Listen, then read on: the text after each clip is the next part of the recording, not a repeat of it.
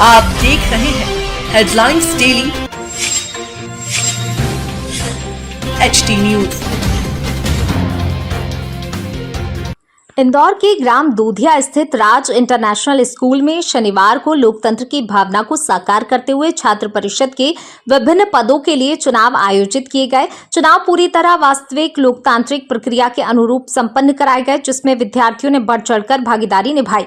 School परिसर में चुनाव को लेकर उत्साहपूर्ण माहौल देखने को मिला और विद्यार्थियों ने अपने मताधिकार का जिम्मेदारी के साथ प्रयोग करते हुए अपने प्रतिनिधियों का चयन किया। चुनाव के माध्यम से हेड बॉय, हेड गर्ल, विभिन्न हाउस के कैप्टन एवं vice captain, sports incharge, cultural incharge और डिसिप्लिन इंचार्ज सहित कई महत्वपूर्ण पदों के लिए मतदान कराया गया। चुनाव से पहले सभी प्रत्याशियों ने अपने अपने प्रचार अभियान चलाए। उन्होंने कक्षाओं में जाकर विद्यार्थियों से संवाद किया, अपने विचार और योजनाएं साझा की और स्कूल के विकास और विद्यार्थियों के हित में किए जाने वाले कार्यों का भरोसा दिलाते हुए समर्थन मांगा। विद्यालय प्रशासन ने चुनाव प्रक्रिया को पूरी तरह पारदर्शी और शिक्षाप्रद बनाने के लिए बैलेट पेपर के माध्यम से मतदान कराया। मतदान के लिए अलग मतदान कक्ष बनाए गए, जहां विद्यार्थियों ने अनुशासित ढंग से कतारबद्ध होकर अपने पसंदीदा प्रत्याशी के पक्ष में मतदान किया। इसके बाद मतपेटी में मतपत्र डालकर चुनाव प्रक्रिया को पूर्ण किया।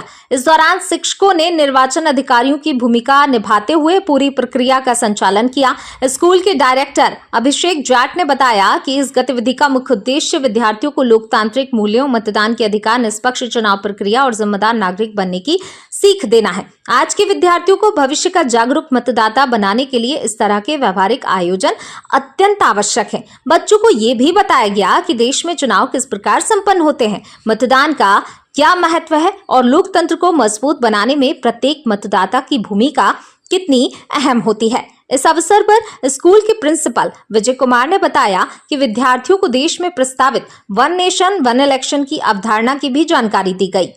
उन्हें समझाया गया कि यदि भविष्य में ये व्यवस्था लागू होती है तो चुनाव प्रक्रिया किस प्रकार संचालित हो सकती है और इसके संभावित लाभ क्या हो सकते हैं। इससे बच्चों को देश की चुनावी व्यवस्था को समझने का अवसर मिला। शिक्षकों ने कहा कि शिक्षा केवल पुस्तकीय ज्ञान तक सीमित नहीं है, बल्कि विद्यार्थियों को जीवन से जुड़े व्यवहारिक अनुभव देना भी उतना ही महत्वपूर्ण है। छात्र परिषद चुनाव जैसे आयोजन बच्चों में नेतृत्व क्षमता, निर्णय लेने की योग्यता, जिम्मेदारी, अनुशासन, टीम भावना और लोकतांत्रिक मूल्यों का विकास करते हैं। विद्यालय आगे भी इस प्रकार की गतिविधियों के माध्यम से विद्यार्थियों को जागरूक, जिम्मेदार और सशक्त नागरिक बनाने का प्रयास करता रहेगा।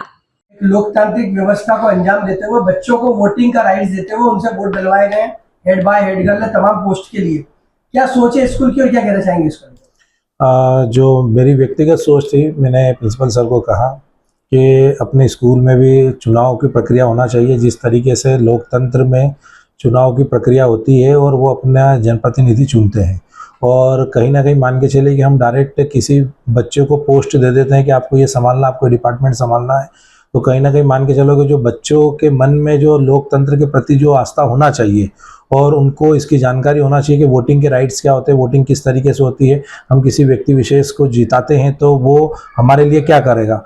तो ऐसे ही करीबन लगभग 8 दिन से बच्चे तैयारी कर रहे हैं और अपने एक एक क्लास में जाकर अपने वोटिंग को मांगने का और अपने जो कैंपस के प्रति जो उनके अंदर जो भाव आता है कि हम जो मैनेजमेंट से या डायरेक्टर सर से या प्रिंसिपल सर से या अन्य टीचरों से उस तरीके की व्यवस्थाओं को निर्मित करा सके जो हमें समस्याएं दिखाई देती है। उस तरीके से उन्होंने सारे अपने जो वादे होते हैं बच्चों के साथ में, चाहे वो नर्सरी क्लास तक के बच्चों के पास में गए, और एक हमारी एक ये योजना थी कि हम उन्हें लोकतांत्रिक प्रक्रिया, जो चुनाव की प्रक्रिया है, उसे भी हमें स्कूल के माध्यम से उन्हें बताएं कि ये किस तरीके से होता है और आने वाले जीवन में उनके काम आने वाली चीज़ें कि मतदान कितना आवश्यक होता है, किस तरीके से अपने जनप्रतिनिधि को चुनने का अधिकार उनको मिलता है। हालांकि भारत विश्व का सबसे बड़ा लोकतांत्रिक देश है, परंतु आज भी यहाँ पर लोगों के मन में ये भाव है कि चुनाव और राजनीति बड़ी गंदी होती है। लोगों में बड़ा मन में दुर्भावना रहती है चुनाव को लेकर, राजनीति को लेकर। तो बच्चों में किस तरह से एक स्वस्थ प्रतियोगिता जन्म लेगी इस तरह की चुनावी प्रक्रिया से? मैं इसके माध्यम से बताना चाहूँगा कि मैं ये कह सकता हूँ कि राजनीति में अच्छे लोगों को आने की ज़रूरत है। राजनीति वो होते हैं कि आपके भाग्य विधाता होते हैं। एक सांसद जो आपके पूरे भारत का भाग्य लिखने का प्रयास करता है, उसके जो एक्ट बनाते हैं, जो संविधान का संशोधन करते हैं, उसमें बनाने का काम करते हैं, उस हिसाब से लोग देश के अंदर सारी प्रक्रियाओं के साथ में चलित मान होते हैं। उसी के साथ में जैसे विधायक होते हैं तो तमाम जो विधायक हैं प्रदेश के, वो विधानसभा में बैठते हैं और विधानसभा में प्रदेश को किस तरीके से चलाया जाता है उसके कानून और नियम बनाने का काम करते हैं, और उसी संविधान के तहत सारी कार्य प्रणालिका चलती है, चाहे कलेक्टर हो, एसपी हो, चाहे स्वयं वो विधायक और वो चुने हुए जनप्रतिनिधि वो चलते हैं।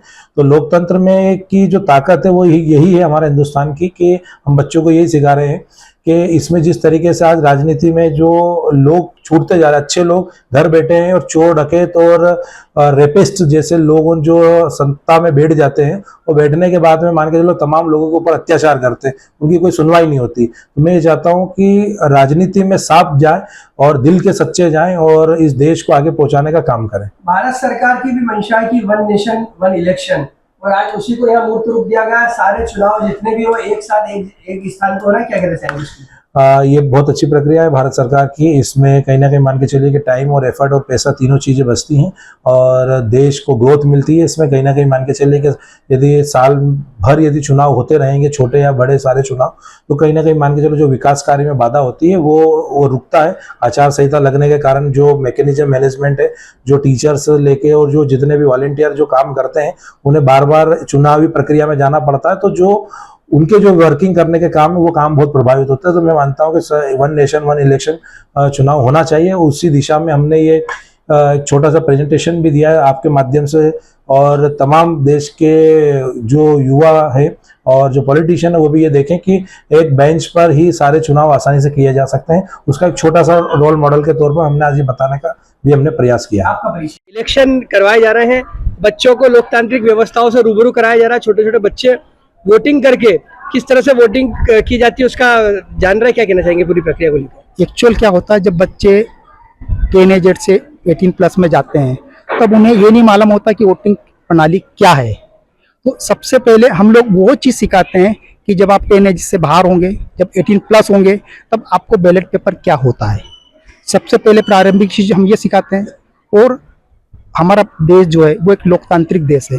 यहाँ पर हम लोग जो इलेक्शन करते हैं वो कौन से उम्मीदवार को अपन चुनते हैं, हमारे यहाँ की इलेक्शन प्रणाली क्या है और फॉरेन कंट्री की इलेक्शन प्रणाली क्या है, हम दोनों में उनको डिफरेंस समझाते हैं।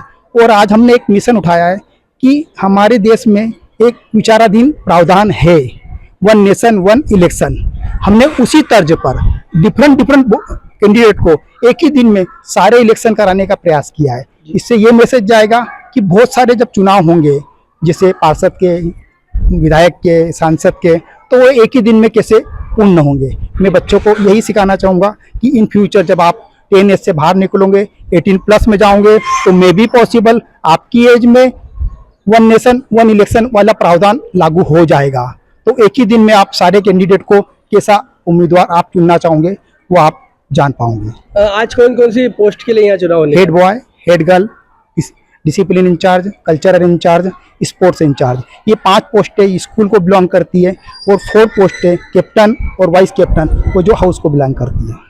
ये जो स्कूल है इसके बारे में बताया, कहाँ पर स्थित है और कौन इसको संचालित करता है? ये स्कूल राज इंटरनेशनल स्कूल है जो राज्य शिक्षा समिति संचालित करती है। ये नेमावर रोड पर स्थित है और ये बैंक ऑफ महाराष्ट्र के सामने है। यहाँ CBSE एफिलेटेड स्कूल है। यहाँ पूरा स्कूल इंग्लिश मीडियम है। यहाँ के टीचर्स जो है वेल क्वालिफाइड हैं। और ये स्कूल का इस सेशन के जो अध्यक्ष है हमारे परमानंद जाट, और स्कूल के जो डायरेक्टर है वो अभिषेक जाट सर है। राज इंटरनेशनल स्कूल जो कि दुधिया में स्थित है, यहाँ पर इलेक्शन होने जा रहे हैं। आप भी हेड बॉय के लिए चुनाव में खड़े हुए हैं, क्या कहना चाहेंगे और किस तरह से देखते हैं जो इस तरह का जो चुनाव होता है, किस तरह से एक लोकतंत्र की व्यवस्था कायम रहती है, क्या कहना चाहेंगे? मतलब ये स्कूल में इसलिए कराया जाता है कि जो अभी अपने भारत देश में होते हैं बाहर के लिए, वो अभी अपन स्कूल में बच्चों को समझा सकें इस बारे में। अगर जैसे उसमें बड़े बड़े से नेता बनते हैं, जैसे कुछ विधायक के लिए खड़ा हुआ, इस टाइप से वो लोग करते, उसी टाइप से स्कूल में भी हमारे करा जा रहा है। जैसे इसमें कुछ पोजीशन है, जैसे हेड बॉय की, कल्चर इंचार्ज, स्पोर्ट इंचार्ज, इस टाइप की कुछ पोजीशंस रखी हुई हैं, जिसमें कुछ हम कैंडिडेट खड़े हुए हैं। जैसे हम लोग हैं जो हेड बॉय के लिए खड़े हुए हैं, तो इसमें जो बच्चों की वोटिंग होगी उसी तरह से जैसे रियल में होती है, उसी तरह सबकी वोटिंग होगी और उसी से जो निर्णय निकलेगा उस हिसाब से हेड बॉय बनेंगे। जैसे हम में से कोई भी हेड बॉय बने कि मैं हेड बॉय बनूँ, मैं हेड बॉय बन के ये करना चाहूँगा कि जैसे बच्चों की जो भी प्रॉब्लम है डायरेक्टली मैम से नहीं बोल सकते, उनको कुछ हो तो मेरे से बोल सकते डायरेक्टली, और उनकी जो प्रॉब्लम है सॉल्व करने का ट्राई करूँगा प्रिंसिपल सर से बात करके, और इन सब से जितनी भी उनकी प्रॉब्लम है उन सबको सॉल्व करने का पूरा ट्राई करूँगा। इलेक्शन हो रहा है, आपने बाहर चुनाव देखे होंगे किस तरह से चुनाव होते हैं। Yes, sir. क्या लगता है ये जो इलेक्शन स्कूल में हो रहा है किस तरह से होते हैं, क्या कहना चाहिए? सर स्कूल में हमारे इसलिए इलेक्शन हो रहे हैं ताकि स्कूल की जो भी प्रॉब्लम्स स्टूडेंट्स को है वो डायरेक्टली टीचर्स को वो साफ खुल के नहीं बोल पाते हैं, तो वो हमारे पास आएंगे, हमें उनके आइडियाज़ थॉट शेयर करेंगे, हम उनकी प्रॉब्लम सॉर्ट आउट करने की पूरी कोशिश करेंगे। हमारे प्रिंसिपल सर और डायरेक्टर सर के साथ मिलकर हम उनकी प्रॉब्लम सॉल्व करने की पूरी कोशिश करेंगे, और ऐसा चाहते हैं कि स्कूल में किसी भी स्टूडेंट्स को किसी भी चीज़ के खिलाफ कुछ दिक्कत ना आए और बस उनका वो फ्री रहें। आप कौन सी क्लास में पढ़ते हैं और कौन सा सब्जेक्ट ले रखा है आपने? मैं 9th क्लास में पढ़ती हूँ। अच्छा, क्या कहना चाहेंगे ये जो इस तरह के चुनाव होते हैं किस तरह से एक अच्छी प्रक्रिया, एक लोकतंत्र की व्यवस्था कायम रहती है इसको लेकर? सर जैसे दूसरी कंट्री में क्या नॉन डेमोक्रेटिक इलेक्शंस होते हैं जहाँ पे वो कुछ अपने मन से कैंडिडेट चूज नहीं कर पाते।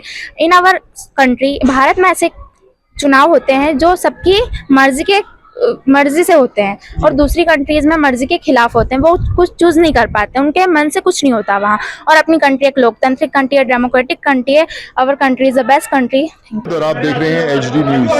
नमस्कार, मैं आशुतोष राणा। HD न्यूज़ के सभी दर्शकों को मेरी बहुत सारी शुभकामनाएं। हाय, मैं हूँ दीपिका सिंह और आप देख रहे हैं HD न्यूज़। हाय, मैं हूं बिंदु दारा सिंह और आप देख रहे हैं HD न्यूज।